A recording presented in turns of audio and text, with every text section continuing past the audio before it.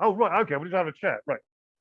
Right, it's Project NATO with myself, David Poulden. Joining me is David Vance and David Atherton, the three Davids about to put the world to rights.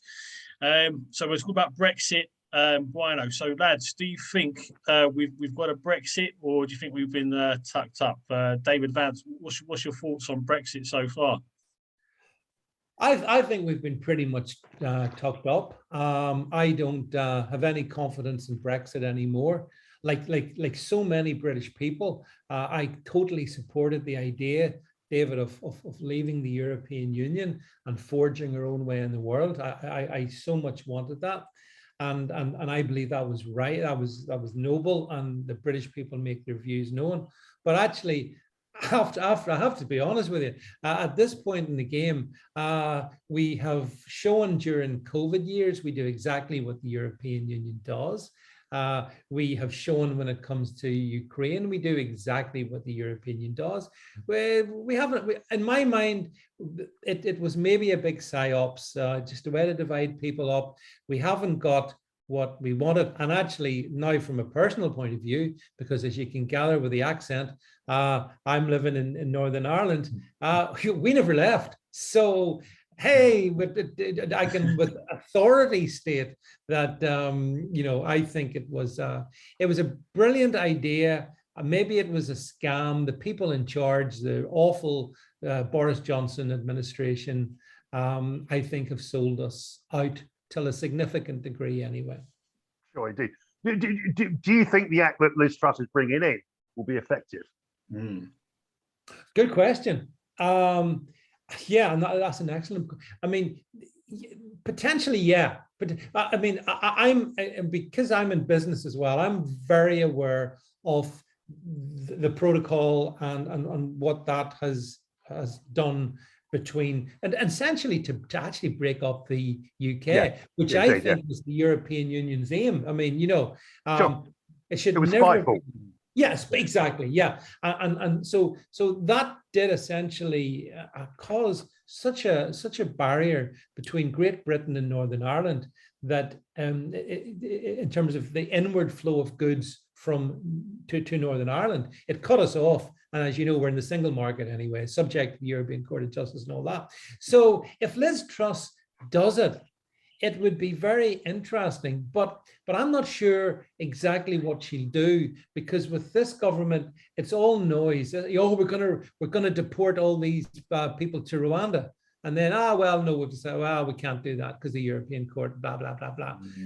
So I don't know. It'd be interesting to see. I would love to see, I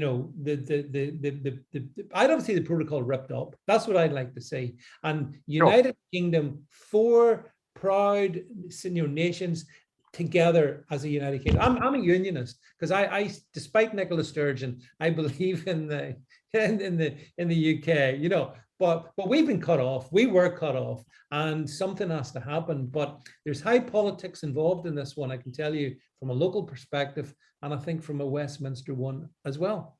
David Atherton, what's your thoughts? Do you think we've been tucked up, or do you think Brexit's still a work in progress?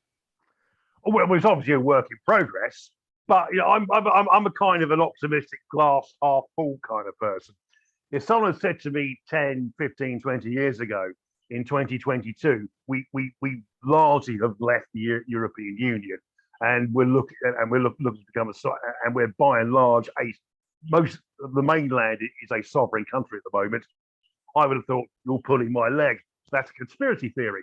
I think we have to, despite what's going on in Northern Ireland, which is an abomination, and I really do think that I'm quite positive about things. The only problem is we just have a useless Conservative government with useless politicians who can't grasp an opportunity.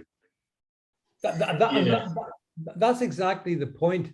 I think if we had competent politicians, David, people with backbone, then they could have taken advantage of the wishes of the British people. So if it's the politicians I blame. It's not the people. And so but I guess I kind of feel that if they had done what we wanted them to do, we'd be in such a good place, but they didn't.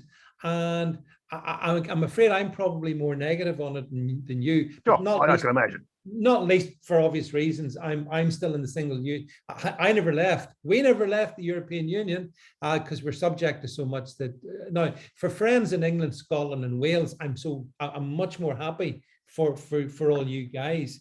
But Sure. you know, we're the sacrificial lamb, and saw that.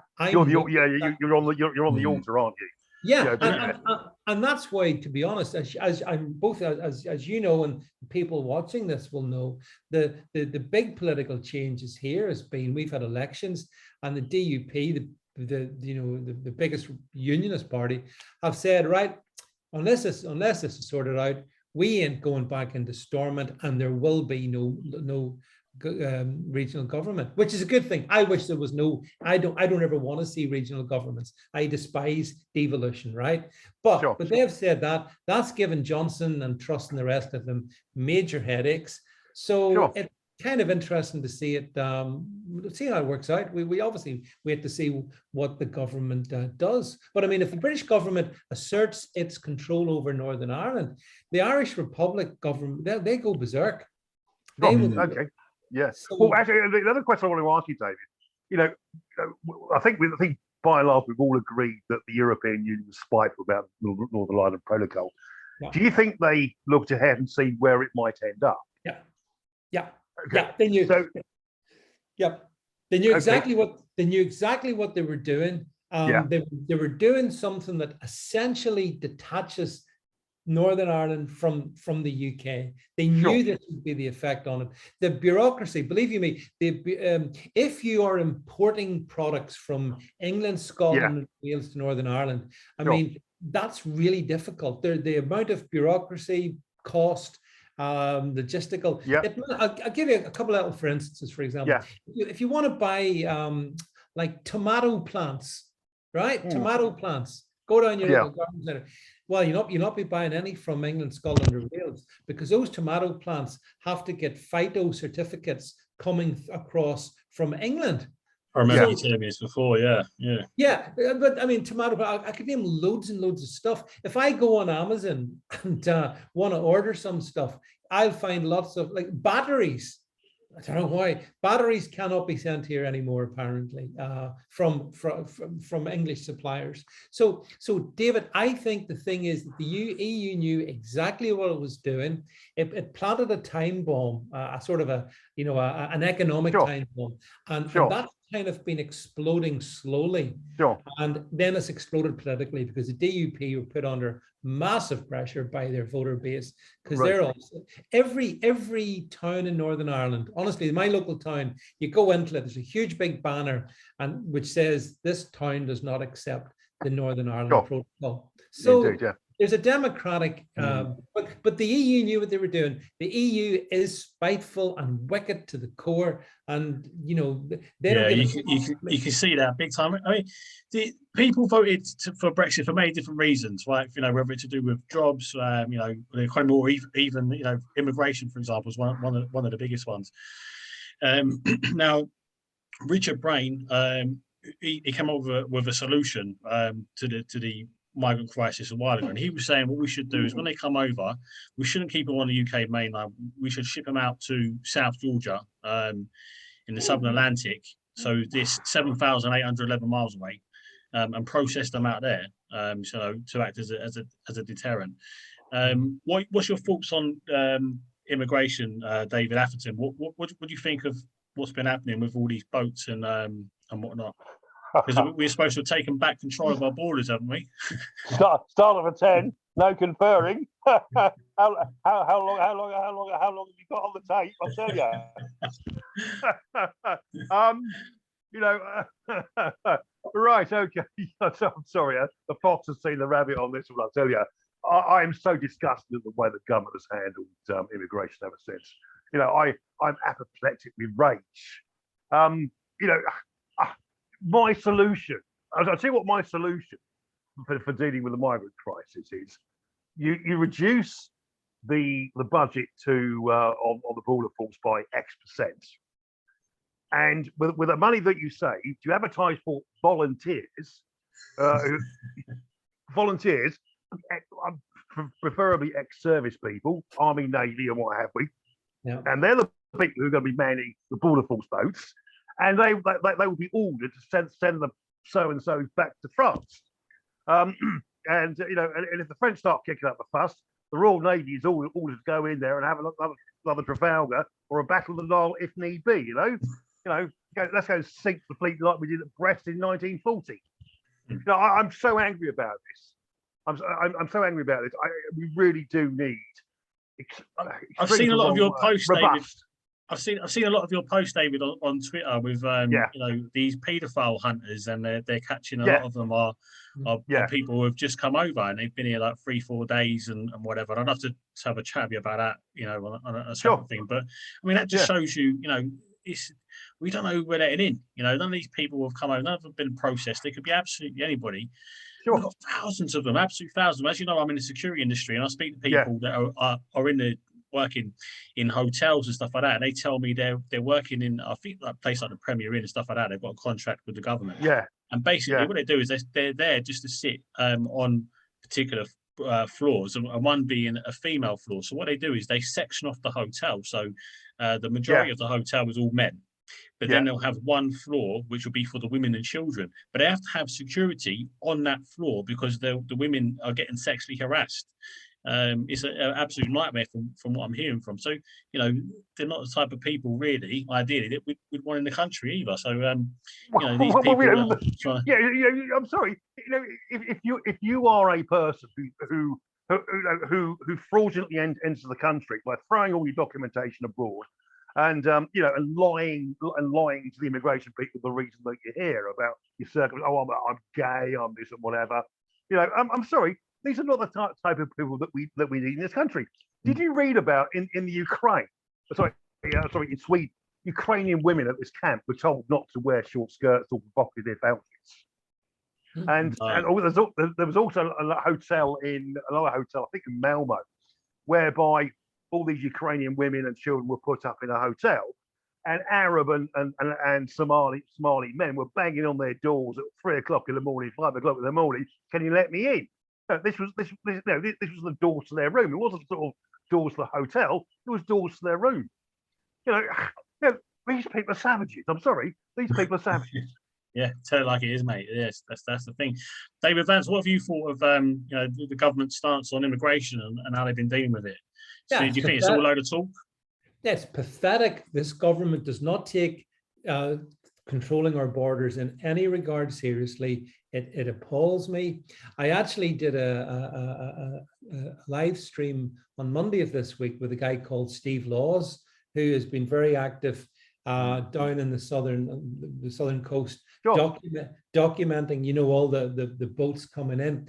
And he made the very valid point, which I agree with, and I'll repeat it with with thanks to him. There's only two things we can do to stop this. There's only two things. Either we do have that ring of steel in the English Channel and no boat gets through and everything is turned back, or we have boots on the ground in northern France and nothing gets through. And everything else is just messing about and fooling ourselves, because I think if you believe in the rule of law, which I'm sure we all do. You do, yeah. That's been so compromised. Whenever you see, for example, the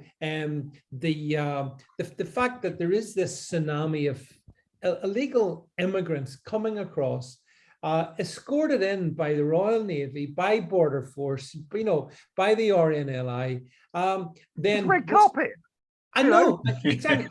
Got the champagne, Yeah. So why would they ever? On reception. Nothing's going to stop them coming because, and once they land here, because of the so-called this is another argument. When they land on the beaches and British soil, that's it. They're not going home. And a lot of people now have been bitching about in the past week or so, it's the European Court of Human Rights, blah, blah, blah, blah. Let me tell you, there was 130 people on that flight to Rwanda. Of that 130, 122 were given leave to remain here, not by Brussels, not by Strasbourg, but by British courts, by British parasitical lawyers. So we've got a problem with our judiciary because it won't act in our interests and to protect the British people from these illegals whose very first act is to break the law and come here. So Yeah, honestly, ring of And on steel, top, ring in the northern France. Nobody gets through. Not one. I don't care. I'm not interested. on All top must of go that, home.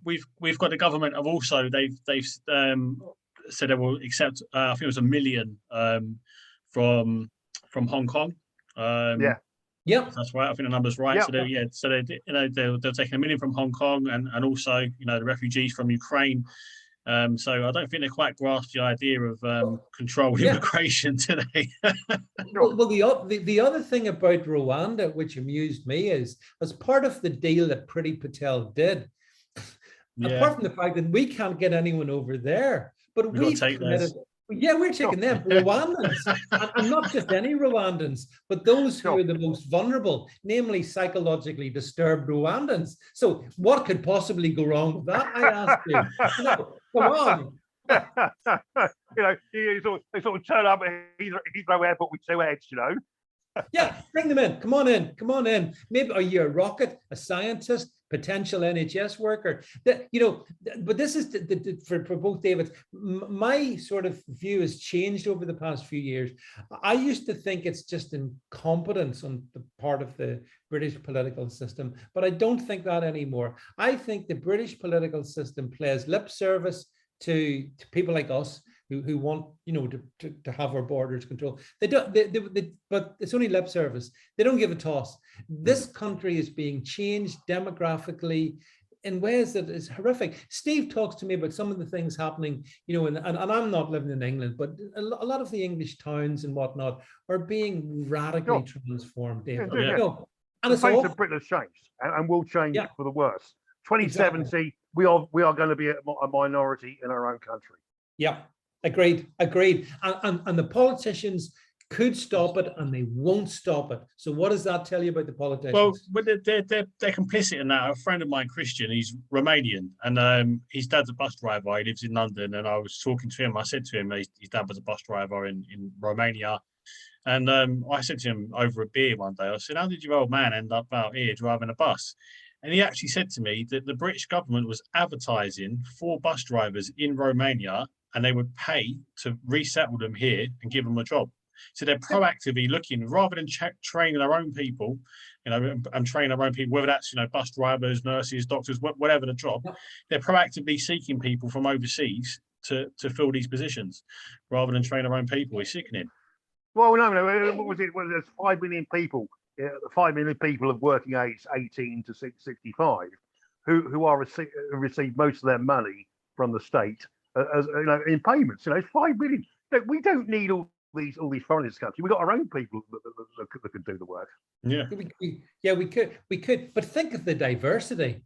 Think of the enrichment. I mean, this is the nightmare that we face.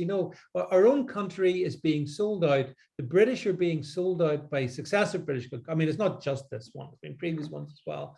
But it's pretty egregious at the moment. And when you look at those thousands and thousands cross-channel illegal migrants, and there's just no will to get rid of them. There's none. I don't believe any of them are going back. There'll be nobody going to Rwanda. Honestly, no one. I believe that. And so in the meantime, we've got to put up with all their criminality and violence and sexual proclivities.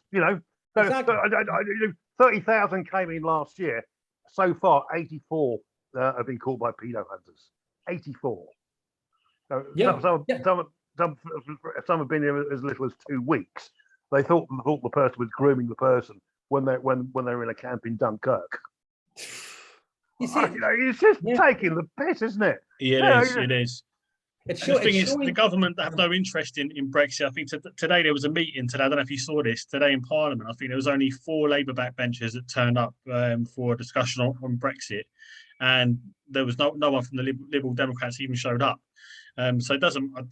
They've got no interest in Brexit whatsoever. But Labour obviously never had. Lib Dems never had. The Tories pretended that they had, but have not delivered in any tangible way, to my mind. And Sure. this farce over the Rwandan thing. I mean, there's lots of quality memes about it and stuff. Yeah. But at another level, it's kind of deeply troubling that Sure. that's what we are reduced to. Right, Ring guys. of- Well, Yeah, sorry sorry. to stop you, David. We're running out of time here. So just a quick one. Yeah. Final thoughts from you both.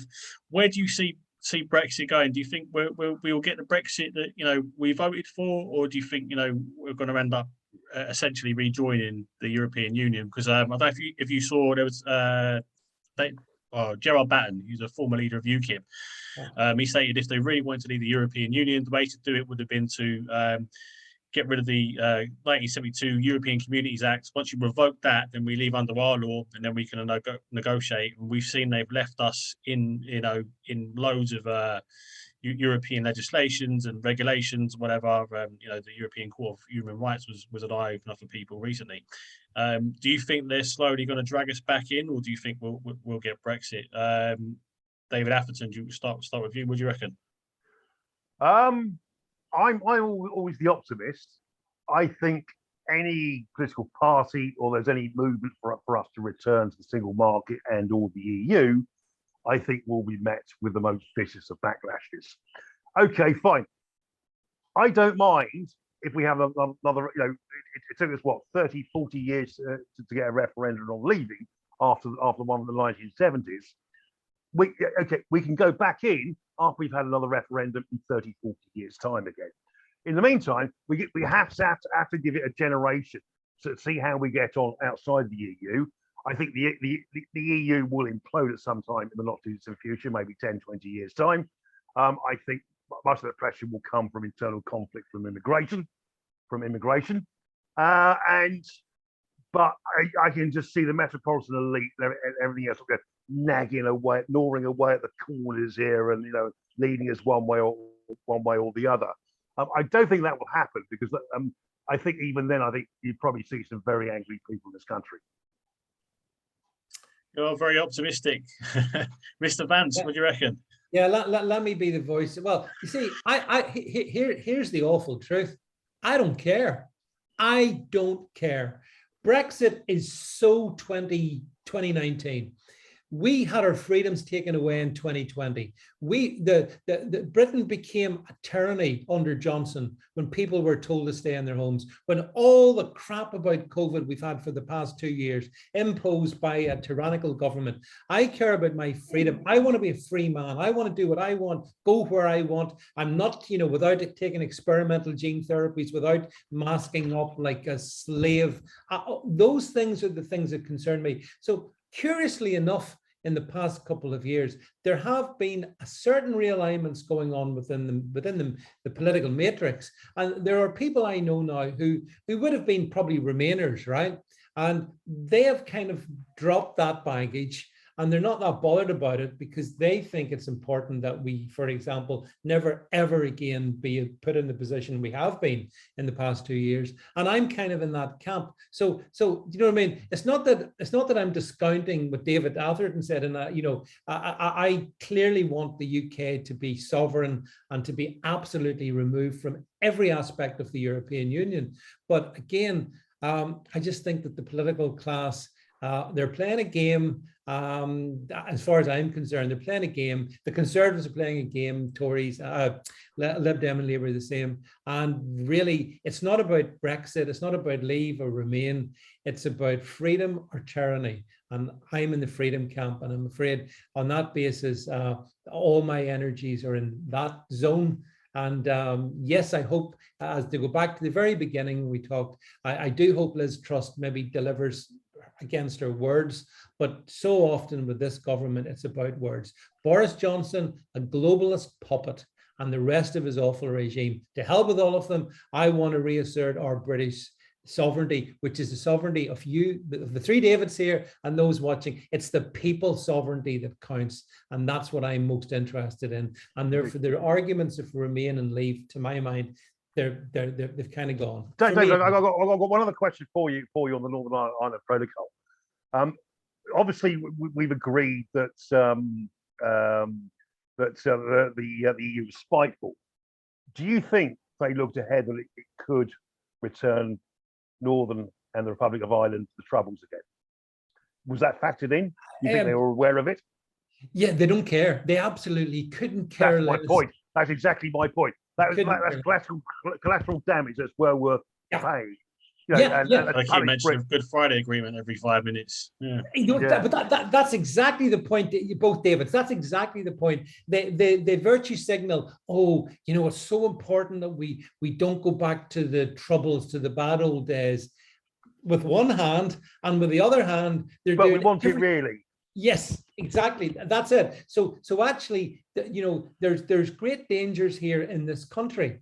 And it's the European Union, now to be fair, not the British government, it's the European Union that's been sort of beavering away to open up wounds. And therefore, they couldn't care less about the people of the Irish Republic or the people of Northern. They couldn't give a toss about them. It is about punishing the UK. I'm sure about that. They're trying to break up the UK, which we all know, you know, has been their aim for a long time. So so the European Union is malignant, and David Atherton, they would most definitely quite happily have a civil war in this country if it achieved their aims, their evil, odious aims. Well, there's something I could say about that, but unfortunately, we get the video deleted. So I'm also running out of time here as well. So yeah, guys, for those who are watching, let us know your thoughts below. Let us know what you think. Thanks, David Vance, for your time. David Atherton, you too, mate. Really appreciate you coming on. No, thanks for the invite at any time. You know. Yes, thank you, and thank you very much, David Poulden, for the invite, and David Atherton. Very, very nice to meet you, and thanks very much, guys, for having me on. And wish everyone watching this as well all the very best from yours truly as well. Okay. Peace and love. Yeah, nice.